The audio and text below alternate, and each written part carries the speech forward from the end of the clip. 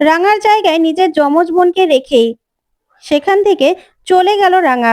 দেখে ফেললো সভ্য। হ্যাঁ বন্ধুরা, এমনটাই দেখা যাবে। তাই সম্পূর্ণ জানতে ভিডিওটিতে লাইক দেওয়ার, চ্যানেলটি সাবস্ক্রাইব করে দেখতে থাকুন। গল্পের শুরুতে দেখা যাবে পাঞ্চেরি রাঙাকে বলে, একটার পর একটা ঝামেলা না লেগেই আছে রাঙা। এবার ভেবেছিলাম যে সবকিছু ঠিক হয়ে যাবে, কিন্তু না। মা হঠাৎ করে কোথায় চলে গেল। বাবা সারা দিন কিছু খায়নি। মা না ফিরলে মুখেও কিছু তুলবে না। আমার না আর ভালো লাগছে না। এই বলেই পাঞ্চেরি সেখান থেকে চলে যায়। তারপরে সভ্য রাঙাকে বলে, জানিস তো রাঙা, ভেবেছিলাম বিন্দাই বাড়ি থেকে চলে গেছে। এবার মনে হয় আমরা একটু শান্তি পাবো। কিন্তু না, আমাদের তো দেখছি অশান্তি পিছুই ছাড়ছে না। মা আবার কোথায় চলে গেল বলতো? এই বলে সভ্য চলে যায়।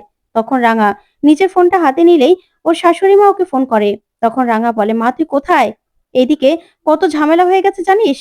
তখন প্রমিতা বলে, রাঙা, তোকে আমি একটা কথা বলার জন্য ফোন করেছি। তখন রাঙা বলে, কিন্তু মা তুই কেন কিছু না বলে, কাউকে কিছু না বলে কেন চলে গেলি? এইভাবে চিঠি লিখে চলে যাওয়াতে বড়বাবু কিচ্ছু খায়নি, কিচ্ছু খাবেও না বলছে।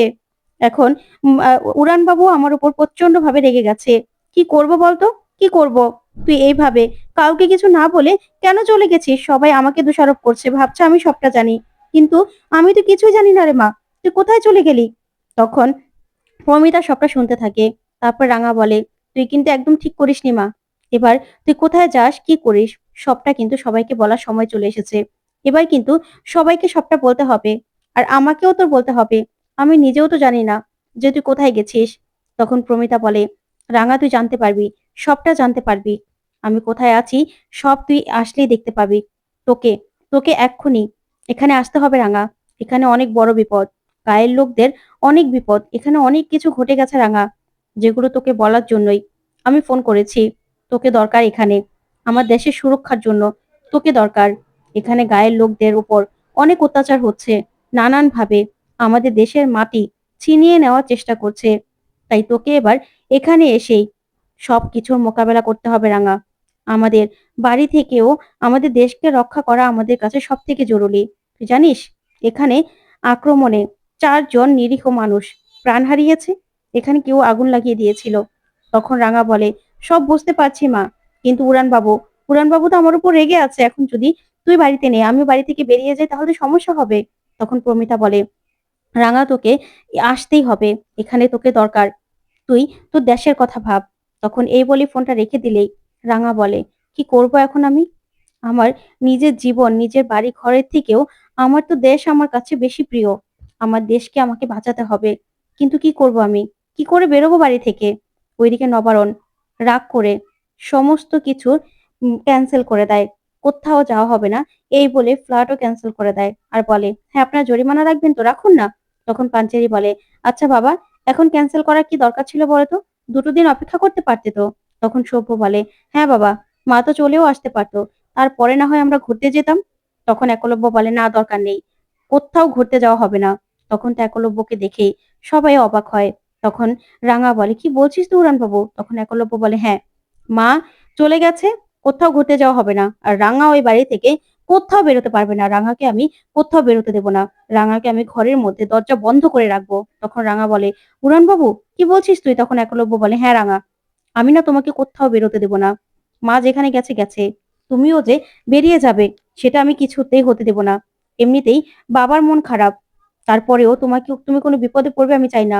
তখন রাঙা বলে, উড়ান বাবু কেন এরকম করছিস? তখন একলব্য টানতে টানতে রাঙাকে উপরে নিয়ে যায়। তখন রাঙা বলে, উড়ান বাবু ছাড় ছাড়। কিন্তু একলব্য কিছুতেই কোনো কথা শোনে না। ঘরের ভিতরে নিয়ে রাঙাকে বসিয়ে দেয়। ওইদিকে ওইদিকে পাঞ্চেরি আর অঙ্কুর বলে, একলব্য তুমি কি করছো? রাঙার উপর এইভাবে জোর করো না। রাঙা তো অ্যাডাল্ট, তুমি প্লিজ বোঝার চেষ্টা করো। তখন রাঙাকে ভিতরে রেখেই একলব্য বাইরে দরজা লাগিয়ে দেয়। তখন রাঙা বলে, উড়ানবাবু তো আমাকে দরজা লাগিয়ে চলে গেল। এবার আমি কি করব? কি করে আমি যাব? মা তো আমাকে যেতে বললো। মায়েরও তো আমাকে দরকার। আমার দেশকে আমাকে রক্ষা করতে হবে। কি করব আমি? তখনই রাঙার মনে পড়ে যায় নিজের যমজ বোনের কথা। তখন রাঙা বলে, এই তো পেয়েছি আমি। তারপর দেখা যাবে একলব্য ঘর থেকে বেরিয়ে এসে তালা দিয়ে অঙ্কুর আর পাঞ্চেরিকে বলে, শোনো, রাঙার ব্যাপারটা আমাদেরকে বুঝে নিতে দাও। আমি বুঝে নেব। রাঙাকে এখন ঘরে দরজা দিয়ে বন্ধ করে রাখতে হবে। রাঙাকে আমি কিছুতেই বাড়ি থেকে বেরোতে দেব না। কারণ রাঙা আবার যদি কোনো বিপদে পড়ে সেটা আমি সহ্য করতে পারবো না। ওইদিকে দেখা যাবে রাঙার যমজ বোনকে নিয়ে সত্যজিৎ রাঙাদের বাড়িতে আসে আর এসে দেখিয়ে দেয় রাঙা কোন ঘরে আছে। সেই ঘরে ওকে যেতে হবে।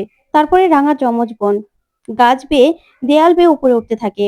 ওইদিকে সভ্য বসে বসেই ধ্যান করতে থাকে। হঠাৎ করে জানালা দিয়ে রাঙাকে দেখতে পায়। তখন নেশাগ্রস্তদের মতো একজনকে দুজন দেখতে পায় সভ্য, আর বলে, এ তো রাঙামতি, কিন্তু নিচ থেকে উপরে উঠে আসছে কি করে? ওকে তো ভাই দরজা বন্ধ করে রেখেছে, কিন্তু রাঙা এইভাবে উপরে উঠছে, আবার পড়ে যাবে না তো? ওইদিকে রাঙামতি নিজের যমজ বোনের জন্য অপেক্ষা করতে থাকে। তখনই ওর যমজ বোন ভিতরে আসে। তখন রাঙা দেখে খুশি হয়ে যায় আর বলে, এসেছিস, তুই এসেছিস, আয়, তোকে না আমার মতো করে এই ঘরের মধ্যে বন্ধ থাকতে হবে। আসলে আমার স্বামী আমাকে ঘরে বন্দি করে রেখেছে, এখন আমার জায়গায় তোকে থাকতে হবে। এই যে আমার আলমারি, এখানে আমার জামা কাপড় সবকিছু আছে। এখন না আমার স্বামীর সঙ্গে আমার ঝগড়া চলছে, তাই ও আমার ধারে কাছে আসবে না। তোকেও ঝগড়াটা চালু রাখতে হবে, যাতে তোর ধারে কাছে না আসে। বুঝতে পেরেছিস? তোকে কি বললাম তুই মনে রাখবি, আর চিপটা সাথে রাখবি, না হলে কিন্তু তুই ধরা পড়ে যাবি। তখনই রাঙার বোন রাঙাকে বলে, আচ্ছা ঠিক আছে, তুমি চিন্তা করো না, তুমি যাও। তখন রাঙা সবটা ভালো করে ওকে বুঝিয়ে দিয়ে নিজের ব্যাগপত্র নিয়ে সেখান থেকে বেরোবে আর বলে, দেখো, সাবধানে থেকো, ঠিক আছে? কারো কাছে যেন ধরা না পড়ো, তাহলে কিন্তু বিপদ হয়ে যাবে। এই বলেই রাঙা সেখান থেকে আবার নেমে চলে যায়। ওইদিকে সভ্য সবটা দেখতে পায় আর বলে, এ কি, একটা রাঙা ঢুকলো, আবার আবার দুটো রাঙা বেরিয়ে যাচ্ছে। তখনই সত্যজিতের সঙ্গে রাঙাকে যেতে দেখেই সভ্য বলে, ওই তো, ওই তো রাঙা পালিয়ে যাচ্ছে, রাঙাকে কেউ আটকাও, রাঙাকে কেউ আটকাও। এই বলেই সভ্য চিৎকার করতে থাকে। তখন রাঙার বোন সবটা শুনতে থাকে। তারপর সভ্য চিৎকার করতে করতে রাঙা রুমের বাইরে আসলেই একলব্য বলে, কি হয়েছে বর্দা, কি হয়েছে? তখন সভ্য বলে, রাঙা তো চলে গেল, জানিস তো, দুজন রাঙা ওপরে উঠে আসলো, আবার দুজন রাঙা নিচে নেমে চলে গেল, আমি দেখতে পেলাম। তখন একলব্য বলে, আচ্ছা বর্দা, তুই কি নেশা করেছিস নাকি? তখন সভ্য বলে, না না, আমি নেশা করিনি তো, আমি নিজে দেখলাম 4 জন রাঙা এখানে এইভাবে বেরিয়ে গেল। তখন একলব্য বলে, আচ্ছা ঠিক আছে, আমি দেখছি, দেখছি আমি। ওইদিকে রাঙার বোন ভিতরে আবার জামা কাপড় চেঞ্জ করে নেয়। ওইদিকে একলব্য সভ্যর কথাগুলি ভাবতে থাকে। তারপরে দরজা খুলে ভিতরে যায়, আর ভিতরে গিয়েই রাঙাকে বসে থাকতে দেখেই একলব্য একটু স্বস্তি পায় আর বলে, সরি রাঙামতি, তোমাকে আমি আটকে রাখতে বাধ্য হয়েছি। আসলে মাও বাড়িতে নেই, এখন যদি তুমিও চলে যাও আমার চিন্তার কোনো শেষ থাকবে না। বাবা তো এমনিতে রেগে আছে, তুমি তো জানোই। তখনই রাঙার বোন বলে, না না, রাগ করবো কেন, আমি তো রাগ করিনি। তখন একলব্য বলে, সত্যি তুমি রাগ করোনি? তখন একলব্য রাঙার কাছাকাছি যেতে চাইলে ওইদিকে রাঙার বোন সরে যায়। তখন রাঙার বোন বলে, না, আমার শাশুড়ি মা আগে না আমার স্বামী আগে, তুই যা বলেছিস সেটাই হবে। আমি আমার শাশুড়ি মাকে বারণ করে দিয়েছি। তখন একলব্য বলে, সত্যি নাকি? তখন রাঙা বলে, হ্যাঁ, তোর কথা আমি শুনবো। ওইদিকে রাঙাকে সত্যজিৎ রাস্তায় নিয়ে যায় আর বলে, রাঙা, এবার গাড়ি করে তোমাকে ওই জায়গায় নিয়ে যাবে।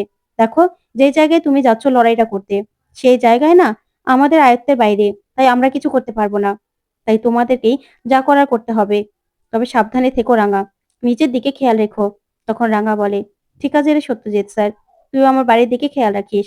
এই বলে রাঙা গাড়ি করে সেখান থেকে চলে যায়। ওইদিকে দেখা যাবে প্রমিতা রাঙার জন্য অপেক্ষা করছে। তখন রাঙা ক্যাম্পে গিয়ে পৌঁছয়। তারপরেই রাঙা গিয়ে বলে, মা, মা। তখন প্রমিতা রাঙাকে বলে, না, মা নয়, আমি এখানকার কমান্ডিং অফিসার। তখন তো রাঙা নিজের শাশুড়ি মায়ের মুখে এই কথা শুনে অবাক হয়ে তাকিয়ে থাকে। তখন প্রমিতা বলে, হ্যাঁ, এবার আমাদেরকে যে কাজ করতে হবে সে কাজ নিয়ে আলাপ করা যাক। তো বন্ধুরা, কেমন লাগলো আজকের আপডেট, কমেন্ট করে জানাতে ভুলবে না। ধন্যবাদ।